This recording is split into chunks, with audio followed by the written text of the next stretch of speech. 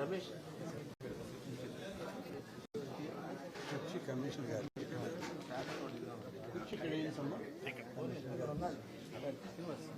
కుర్చీ తెప్పించండి సార్.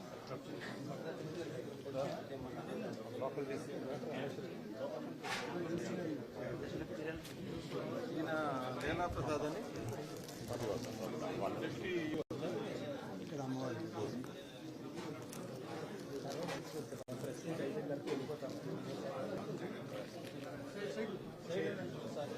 కుర్చీ ఏమన్నా ఇక్కడ కుర్చీ తెమ్మను.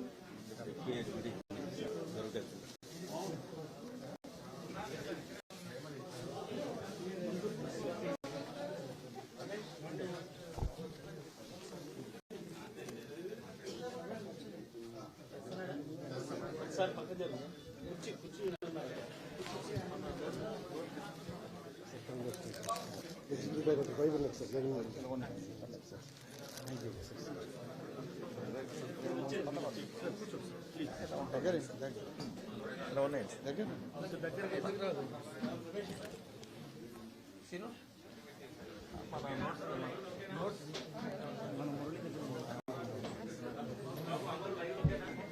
ఇంకో కుర్చీ ఇక్కడ మనం అజీజ్ భాయ్ కుర్చీ తెప్పించాం.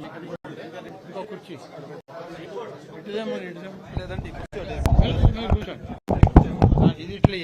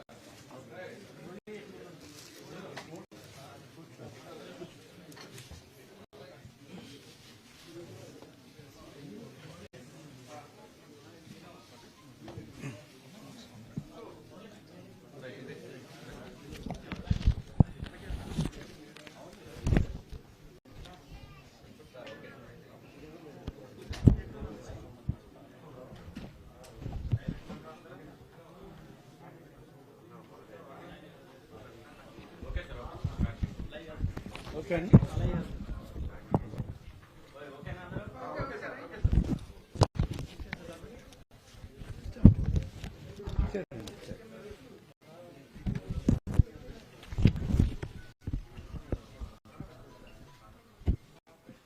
మీడియా మిత్రులందరికీ కూడా ప్రత్యేక ధన్యవాదాలు.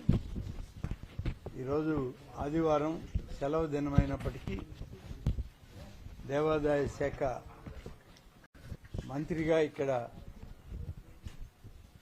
కార్యాలయంలో వచ్చే సమయానికి మీకు ఆహ్వానం పంపించినప్పటికీ మీరందరూ కూడా రావడం చాలా సంతోషం. మరి మీ అందరి సహకారం కూడా దేవాదాయ శాఖ మంత్రిగా ఉన్న మాకు మా అధికారులకి పూర్తి సహకారం సహాయం కావాలని చెప్పి మిమ్మల్ని అందరినీ కూడా కోరుకుంటూ ఓం నమో వెంకటేశాయ, ఓం నమ శివాయ, ధర్మో రక్షిత రక్షిత అని ఈనాడు సుపరిపాలన వైపు ఆంధ్రప్రదేశ్ రాష్ట్ర ప్రభుత్వం ఎన్డీఏ కూటమి నాయకత్వంలో తెలుగుదేశం పార్టీ జాతీయ అధ్యక్షుడు రాష్ట్ర ముఖ్యమంత్రిగా శ్రీ నారా చంద్రబాబు నాయుడు గారి నాయకత్వంలో ఈరోజు పరిపాలన ముందుకు సాగుతుంది. అందులో భాగమే భగవంతుని యొక్క ఆశీస్సులతో ఈ దేవాదాయ శాఖ ఈరోజు ముఖ్యమంత్రి గారి ఆలోచన మేరకు మేనిఫెస్టోలో ఇచ్చిన ప్రణాళికల మేరకు పనిచేస్తూ భక్తులకి అలాగే భగవంతుని యొక్క ఆస్తులకు రక్షకులుగా భక్తులకు మరింత భగవంతుని యొక్క ఆశీస్సులు ఉండే విధంగా పనిచేయడానికి మేము ఎప్పుడు సంసిద్ధులుగా ఉంటామని చెప్పడం ఈరోజు నా మొదటి బాధ్యత, నా కర్తవ్యం. అలాగే మీ అందరికీ తెలుసు, గత ప్రభుత్వ పాలనలో తిరుమల నుండి ఉత్తరాంధ్రలో ఉన్నటువంటి అరసవిల్లి వరకు దేవుడు ఆస్తులను కూడా వదలని పరిస్థితులు అనేకం మీడియాలో మీరే ప్రచురించారు, మీరే అందరికీ చెప్పడం కూడా జరిగింది. ప్రభుత్వం కూడా ఎప్పటికప్పుడు నివేదికలు తెప్పించుకోవాల్సిన అవసరం ఉన్నా గత ప్రభుత్వం నిర్లక్ష్యం చేసింది. ఇప్పుడు మేము వచ్చినప్పటి నుంచి చిన్న వార్త వచ్చిన దాని మీద నివేదిక తీసుకుంటూ ఉన్నాం. ఆ నివేదిక ఆధారంగా అధికారులను సరిచేసుకుంటూ పాలనను ముందుకు తీసుకుపోతూ ఉన్నాం. ముఖ్యమంత్రి గారు మొదటి దర్శనార్థం శ్రీ వెంకటేశ్వర స్వామి యొక్క తిరుమలకి వెళ్ళినప్పుడు అక్కడే చెప్పారు, మీడియా సాక్షిగా, ప్రక్షాళన అనేటువంటిది ఈ యొక్క తిరుమల నుంచే నేను ప్రారంభిస్తున్నాను. తిరుమల నుంచే ఈ రాష్ట్ర పనితీరు అలాగే దేవాదాయ శాఖలో అన్ని విషయాలను కూడా ప్రక్షాళన చేసి దేవదేవుని యొక్క ఆశీస్సులతో ముందుకు పోతామని చెప్పడం జరిగింది. చంద్రబాబు నాయుడు గారు ముఖ్యమంత్రిగా ఆయన నాయకత్వంలో అలాగే పాదయాత్రలో యువగళం పాదయాత్రలో శ్రీ లోకేష్ గారు ఇచ్చిన అనేక ప్రాంతాల్లో తెలుసుకున్న విషయాలతోటి కలిపి ప్రజాగళం యువగళం ద్వారా వచ్చిన అనేక వినతుల్ని కూడా స్వీకరించి మా యొక్క శాఖ ద్వారా వాటిని సరిచేసుకుంటూ ముందుకు పోయేటువంటి కార్యక్రమంలో ఇవాళ దేవాదాయ శాఖ పనిచేస్తుంది. అలాగే ఈరోజు ముఖ్యంగా మొదటిది ఎన్నికల ప్రణాళికలో ఎన్డీఏ కూటమి నాయకులుగా చంద్రబాబు నాయుడు గారు కానీ శ్రీ పవన్ కళ్యాణ్ గారు కానీ మోడీ గారి ఆశీస్సులతో ఇచ్చినటువంటి ఆ ప్రణాళికలో ధూపదీప నైవేద్యాలకి 50,000కు లోపు ఆదాయం ఉన్నటువంటి ఆలయాలకి ప్రతి నెల గతంలో 5,000 రూపాయలు ఇస్తుంటే దాన్ని 10,000 రూపాయలుగా పెంచుతామని చెప్పి హామీ ఆనాడు ఎన్నికల్లో ప్రచారంలో చెప్పడం జరిగింది. దానికి సంబంధించినటువంటి మొదటి ఫైల్ని ఇటీవలనే కమిషనర్ ఎండోమెంట్ కార్యాలయానికి వెళ్ళినప్పుడు దాన్ని క్లియర్ చేసి ప్రభుత్వానికి అది మన ఆర్థిక శాఖకి జీఏడీకి పంపడం జరిగింది. తద్వారా ముఖ్యమంత్రి గారి అనుమతులు తీసుకుని దాన్ని విడుదల చేయడం జరుగుతుంది. దానికి ఈరోజు దాదాపుగా 32 కోట్ల రూపాయలు అదనపు భారం దేవాదాయ శాఖ మీద పడుతుందనేటువంటిది మాకున్నటువంటి అంచనా. అలాగే తిరుపతి ఆలయాలనే కాకుండా విడిపోయిన ఆంధ్రప్రదేశ్లో మనకి గతంలో ఉమ్మడి ఆంధ్రప్రదేశ్లో భద్రాద్రి రాముడు శ్రీరామనవమికి చాలా పెద్ద ఎత్తున హిందువులు అందరూ కూడా కొలిచేటువంటి దేవదేవుడిగా భద్రాద్రి రాముడు ఉండేవాడు. విడిపోయిన ఆంధ్రప్రదేశ్లో భద్రాచలం తెలంగాణ ప్రాంతానికి వెళ్ళాక మన ప్రాంతంలో శ్రీరామనవమి ఉత్సవాలకి రాముని యొక్క ఆశీస్సులు కావాలి అని చెప్పి ఆనాడు ఆలోచన చేసినటువంటి ముఖ్యమంత్రిగా చంద్రబాబు నాయుడు గారు కడప జిల్లాలో ఉన్నటువంటి ఒంటిమిట్ట ప్రాంతాన్ని ఎంపిక చేసి అది తిరుమల తిరుపతి దేవస్థానం యొక్క ఆలయాల అభివృద్ధిలోనే దీన్ని కూడా చేర్చి అభివృద్ధి చేయడం జరుగుతూ ఉంది. త్వరలోనే దేవాదాయ శాఖ కూడా అటువంటి పుణ్యక్షేత్రాలన్నింటినీ ఒకసారి పరిశీలన చేసి ఎక్కడైనా ఇంకా సరిచేయవలసినవి ఏమైనా ఉన్నా వాటన్నిటినీ కూడా సరిచేస్తూ పవిత్రతకి ఎలాంటి భంగం కలగకుండా వాటిని మరింత ముందుకు తీసుకువెళ్లే కార్యక్రమం చేయడం జరుగుతుంది. అలాగే ప్రక్షాళన మొదలైందా మొదలు కాలేదా అనే ఎవరికైనా అనుమానాలుంటే నేను ఉమ్మడి నెల్లూరు జిల్లా నుంచి వచ్చినటువంటి వ్యక్తిని. తప్పులు జరగకూడదని చెప్పడమే కాదు, చేసిన వాళ్ళని తప్పనిసరిగా అధికారుల ముందు ప్రభుత్వం ముందు చెప్పాల్సిన అవసరం ఉంది. కాబట్టి నెల్లూరు జిల్లాలోనే మా దృష్టికి వచ్చినటువంటి 2 ఆలయాల విషయంలో వెంటనే ఎంక్వైరీ చేయడం జరిగింది. ఎంక్వైరీ నివేదికలు వచ్చాయి. తప్పు జరిగింది అని తేల్చుకున్న తర్వాత వాళ్ళని వివరణ కోరుతూ ముందుగా 5 అధికారుల్ని సస్పెండ్ చేయడం కూడా జరిగింది. అంటే సస్పెన్షన్ అనేది శిక్ష కాదు. ఎప్పుడు సస్పెన్షన్ పీరియడ్లో విచారణ జరిగి సంపూర్ణ విచారణ వచ్చిన తర్వాత ఒకవేళ ఏమైనా తప్పులు జరగలేదనేది కానీ వస్తే మళ్లీ వాళ్ళని తిరిగి తీసుకునే అవకాశం ఉంటుంది. ఎప్పుడు కూడా గతంలో కూడా అనేక సందర్భాల్లో ప్రభుత్వాలు suspension is not a punishment అని మనం గతంలో మనకి న్యాయస్థానాలు కూడా మనకి చెప్పడం జరిగింది. ఆ విధంగానే నెల్లూరు జిల్లాలో ఉన్నటువంటి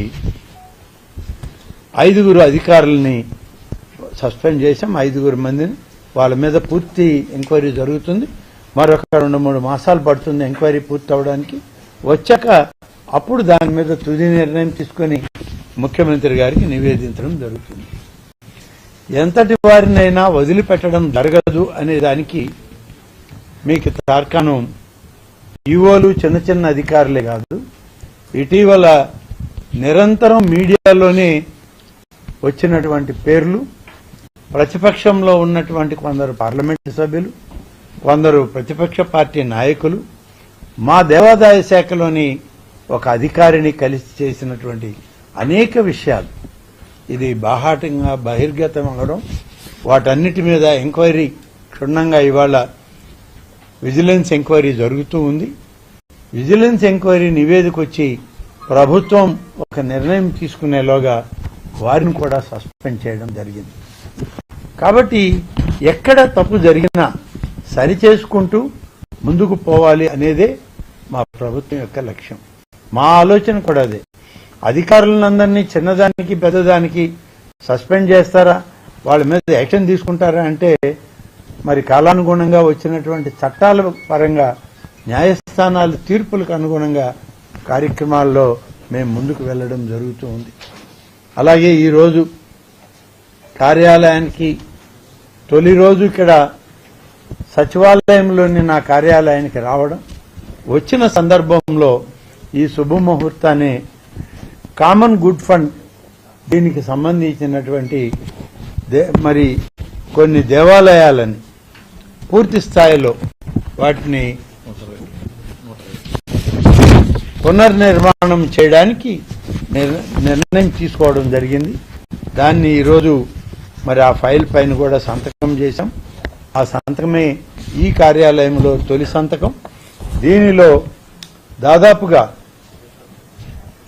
160 దేవాలయాలని పునర్నిర్మాణం చేయడానికి, వీటిల్లో మాకున్నటువంటి దానిలో ప్రయారిటీలో దాదాపు 147 ఆలయాలు ప్రయారిటీలో ఉన్నాయి. అలాగే 13 వచ్చి వెనుకబడిన ప్రాంతాలు, ఏజెన్సీల ప్రాంతాలు, ట్రైబల్ ఏరియాస్కి సంబంధించిన ఆ 13 ఆలయాలను కూడా కలుపుకొని అన్నిటిని కలిపి 160 దేవాలయాలను పునర్నిర్మాణం చేయడానికి ఇప్పుడు నిర్ణయం తీసుకున్నాం. ఇది సిజిఎఫ్ కమిటీ నుంచి ఇచ్చేటువంటి అనుమతులు. ఇది మంత్రిగా నేను ఇవాళ నిర్ణయం తీసుకొని చేసినప్పటికీ దీన్ని ధార్మిక పరిషత్ దాన్ని మళ్ళీ కూడా దాన్ని అనుమతించాల్సిన రాటిఫికేషన్ ఇవ్వాల్సిన అవసరం ఉంది.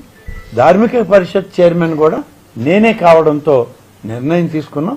కమిటీ ముందు పెట్టి కూడా పూర్తి స్థాయి అనుమతుల్ని ఇవ్వడం జరుగుతుంది. ఆ విధంగా ఇస్తూ ఈరోజు కొన్ని కార్యక్రమాలని నిలిపివేయబడ్డ కార్యక్రమాలు దురదృష్టం. గతంలో కృష్ణా నదీ జలాలు గోదావరి నదీ జలాల సంగమాన్ని పవిత్ర సంగమంగా ఏర్పాటు చేసి దానికి పెద్ద ఎత్తున ఏర్పాట్లు ఇచ్చి కృష్ణా జలహారతుల్ని ప్రారంభించినటువంటి వ్యక్తి ఇప్పటి మన ముఖ్యమంత్రి శ్రీ నారా చంద్రబాబు నాయుడు గారు. మరి ఏమొచ్చిందో మధ్యలో 5 సంవత్సరాల కాలం నాడు వైఎస్ఆర్ కాంగ్రెస్ పార్టీ ప్రభుత్వం అధికారంలోకి వచ్చాక ఆనాడు దేవాదాయ శాఖ ఉంది. దేవాదాయ శాఖకి 2 మంత్రులు పనిచేశారు. ఏనాడు కూడా కృష్ణా జలహారతుల్ని కొనసాగించాలని కనీసం వాళ్ళు ఆలోచన కూడా చేయలేనటువంటి పరిస్థితి. అందుకనే మా ప్రభుత్వం వచ్చింది. మా ముఖ్యమంత్రి గారి ఆదేశాలు తీసుకున్నాం. కృష్ణా గోదావరి 2 నదీల మనం దగ్గర జరిగేటువంటి జలహారతులు నిత్యం జరిగేవి, వాటిని కొనసాగించాలి. అదే పవిత్రతతో మరి అనేక వేల మంది ఆ ప్రాంతాలకు వచ్చేటువంటి యాత్రికులకు అలాగే పర్యాటకులకు ఒక ఉత్సాహభరితమైన ఆధ్యాత్మికపరమైన ఈ యొక్క జ్యోతుల్ని వెలిగించండి అని చెప్పి ముఖ్యమంత్రి గారు ఆదేశాలు ఇచ్చారు. దానికే ఏర్పాట్లు చేస్తున్నాం. రేపు గ్రూప్ ఆఫ్ మినిస్టర్స్ సమావేశం ఈ సమావేశ మందిరంలోనే ఏర్పాటు చేసుకున్నాం. నాతో పాటు సిఆర్డీఏ మున్సిపల్ శాఖ మంత్రి శ్రీ పొంగూరు నారాయణ గారు, అలాగే ఎనర్జీ మినిస్టర్ గారు అయినటువంటి రవికుమార్ గారు, టూరిజం మినిస్టర్ గారు అయినటువంటి దుర్గేష్ గారు, వీరందరూ కూడా ఇక్కడికి రావడం జరుగుతుంది. ఒకరిద్దరికి సమాచారం లేక ఆగితే ఆగొచ్చేమో కానీ అందరం కలిసి దీన్ని ముందుకు తీసుకుపోవడానికి త్వరితగతిన అక్కడ పనులు పూర్తి చేసి మళ్ళా పూర్వ వైభవం పూర్వపు జ్యోతుల వెలుగు కృష్ణా నదీ జలాలకి అందించాలి, గోదావరి జలాలకి అందించాలనే ఉద్దేశంతో అందరికీ ఈ యొక్క సమాచారాన్ని ముందుగా మేము తీసుకున్నటువంటి ఈ పవిత్ర సంగమంలో కృష్ణా జల హారతి పైన రేపు ముందుగా సమావేశం ఏర్పాటు చేశాం. ఆ సమావేశంలో తీసుకునేటువంటి నిర్ణయాలను బట్టి త్వరితగతిన దాన్ని చేయడం జరుగుతుంది. మొత్తం ఈ శాఖలో ఉన్నటువంటి ఆలయాల సంఖ్య 27,105 ఆలయాలు ఉన్నాయి. అందులో వివిధ గ్రేడ్లు ఉన్నాయి. 6A ఆలయాలు 236 ఆలయాలు ఉన్నాయి. 2 కోట్ల పైబడి ఆదాయం కమిషనర్ ఉన్న దేవాలయాలు ఈ 6Aలో ఉంటాయి. 12 కోట్లకు పైబడిన 7 ఆలయాలు అక్కడ కూడా కమిషనర్లు వాళ్ల దృష్టిలో ఉంటాయి. జాయింట్ కమిషనర్లు ఇవ్వగలుగా ఉంటారు. అలాగే 7 కోట్ల నుంచి 12 కోట్ల ఆదాయం వరకు 16 ఉన్నాయి. 2 నుంచి 7 ఆలయాలు 12 కోట్ల నుంచి 41 ఆలయాలు అవి ఉన్నాయి. అలాగే 25 లక్షల పైబడిన అలాగే వాటికి తక్కువైనటువంటి 172 ఆలయాలు ఉన్నాయి. మొత్తం భూములు 4,65,000 ఎకరాల భూమి ఈ దేవాదాయ శాఖలో ఉన్నటువంటి అనేక ఆలయాలకి దాతలు పూర్వీకులు ఆలయాలు నిర్మాణం చేసిన సందర్భాల్లో ఇచ్చినటువంటివి ఇవాళ ఉన్నాయి. మొత్తం సిబ్బంది మాకు 20,839 మంది సిబ్బంది ఉన్నారు. అలాగే మతపరమైన 11,142 పాలనాపరంగా 9,697 మంది ఇందులో పనిచేస్తూ ఉన్నారు. 20,000లోనే ఈ నంబర్ కూడా ఉంది. అలాగే మొత్తం వేయవలసిన ట్రస్ట్ బోర్డులు 1234 వేయవలసినవి ఉన్నాయి. వీటిల్లో కొన్ని ఇటీవలే సాంకేతికంగా కొన్ని ఖాళీ అయినాయి, కొన్ని రాజీనామాలు చేసిన తర్వాత ఖాళీ అయినాయి. ఇప్పుడు కొత్తగా బోర్డులు వేయాల్సినవి ఒక 462 ఉన్నాయి. మొత్తం ఈ యొక్క ఆలయాలన్నింటినీ కూడా మరి ఎన్డీఏ కూటమి నిర్ణయం మేరకు, ఇచ్చేటువంటి విధానపరమైన ఆలోచన మేరకు, ముఖ్యమంత్రి గారి అనుమతితో ఈ నూతన ఆలయ పాలక మండలిని కూడా త్వరితగతిన పూర్తి చేయడానికి ఇప్పటికే నిర్ణయం తీసుకోవడం జరిగిందని చెప్పి ఈ సందర్భంగా తెలియజేస్తున్నాను. కాబట్టి ఈరోజు మీడియా మిత్రులందరికీ ఈ యొక్క దేవాదాయ శాఖ మంత్రి కార్యాలయం మీకు ఎప్పుడూ తలుపులు తెరిచే ఉంటాయి. గతంలో నేను ఉమ్మడి ఆంధ్రప్రదేశ్లో మంత్రిగా పనిచేసినప్పుడు కూడా ఎక్కువ ఏ శాఖలో పనిచేసినా మీతో ఎక్కువ అనుబంధం, స్నేహం నాకుండేది. అదేవిధంగా భవిష్యత్తులో కూడా ఈ కార్యాలయం అందరం కలిసి ఉందాం. మీ అందరి సహాయ సహకారాలు ఎక్కడ ఏది అవసరమన్నా చెప్పండి. ఈ యొక్క కార్యాలయం నుంచి అన్ని మీ అందరి ఆలోచనకు అనుగుణంగా పరిపాలనని, అలాగే ప్రభుత్వ విధానాలకి మా నాయకుడు ముఖ్యమంత్రి అయిన చంద్రబాబు నాయుడు గారి యొక్క ఆలోచన విధానాలను కొనసాగిస్తూ సుపరిపాలనలో భగవంతుని ఆశీస్సులు కోరుకుంటూ నేను ఎప్పుడు కూడా పనిచేస్తానని మరొకసారి తెలియజేస్తూ సెలవు తీసుకుంటాను. Thank you.